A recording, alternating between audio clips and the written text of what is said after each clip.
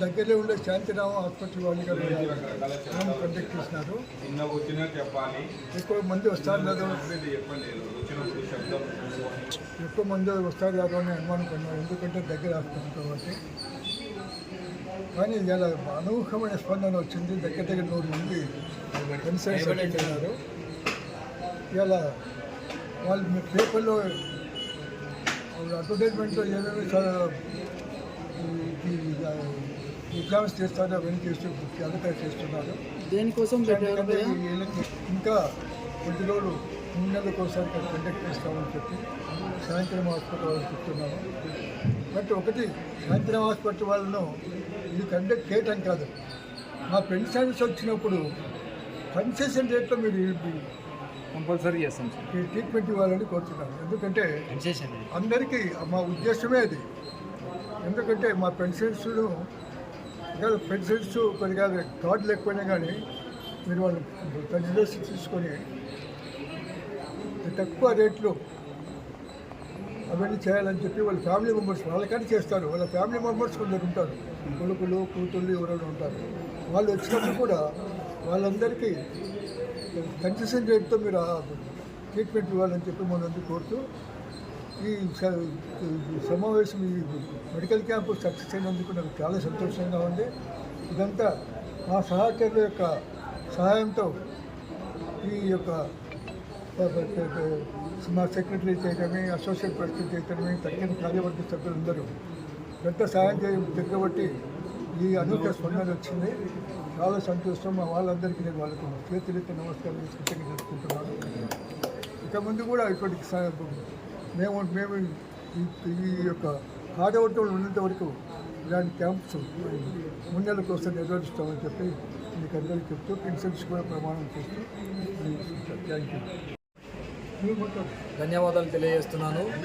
ముఖ్యంగా ఈ యొక్క రాష్ట్ర పెన్షనర్స్ అసోసియేషన్ తరపున నంద్యాల జిల్లాలో ఉన్నటువంటి ఈ యొక్క పెన్షనర్స్ అసోసియేషన్ మెంబర్స్ అయినటువంటి సార్ గారు, ప్రెసిడెంట్ సార్ గారు అయితేనేమి, సెక్రటరీ సార్ గారు అయితేనేమి, శివనాగిరెడ్డి సార్ గారు అయితేనేమి, అదేవిధంగా సుందారెడ్డి సార్ అయితేనేమి, ఈ విధంగా ప్రెసిడెంట్, సెక్రటరీ వారి కార్యవర్గం అంతా కూడా ఎంతగానో ఇక్కడ మెడికల్ క్యాంప్ ఒకటి ఏర్పాటు చేయాలని చెప్పేసి నాకు తెలియజేసినప్పుడు నేను ఒక మెడికల్ క్యాంప్, ఇక్కడ మెగా క్యాంప్ ఏర్పాటు చేయడానికి ఈరోజు టైం వాళ్ళు కేటాయించారు.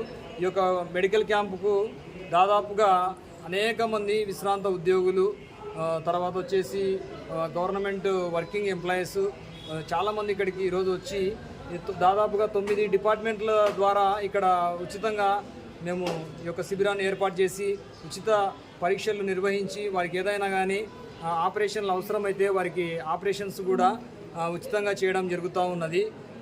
దాదాపుగా 9 డిపార్ట్మెంట్లు, ఆప్థమాలజీ డిపార్ట్మెంట్ పరంగా కంటిలో ఏదైనా శుక్లాలు, పొరలు, కంటి సమస్యలు అట్లా ఏమన్నా ఉన్నట్లయితే త్రూ వాళ్ళకుండే ఈహెచ్ఎస్ కార్డు ద్వారా వారికి ఆపరేషన్ చేయడం జరుగుతుంది.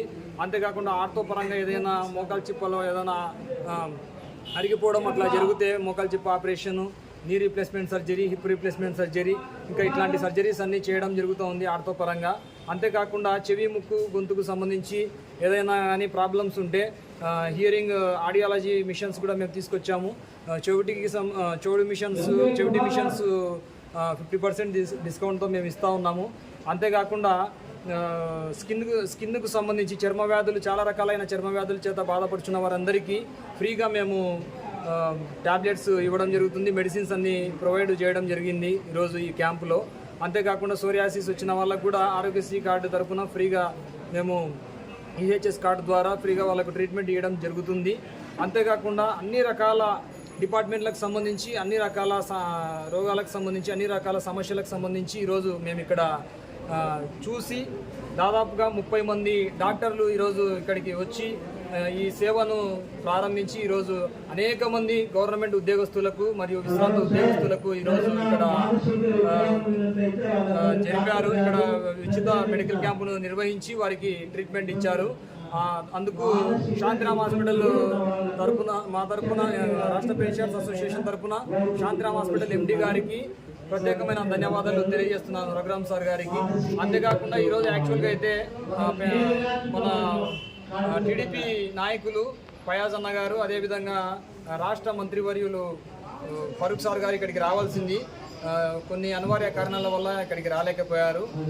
వారికి కూడా కృతజ్ఞత తెలియజేస్తున్నాను. ఈ క్యాంపు ఇంత ఘనంగా జరగడానికి కారణమైనటువంటి రాష్ట్ర పెన్షన్స్ అసోసియేషన్ మెంబర్స్కు ప్రత్యేకమైన వందనాలు తెలియజేస్తూ ముగిస్తున్నాను.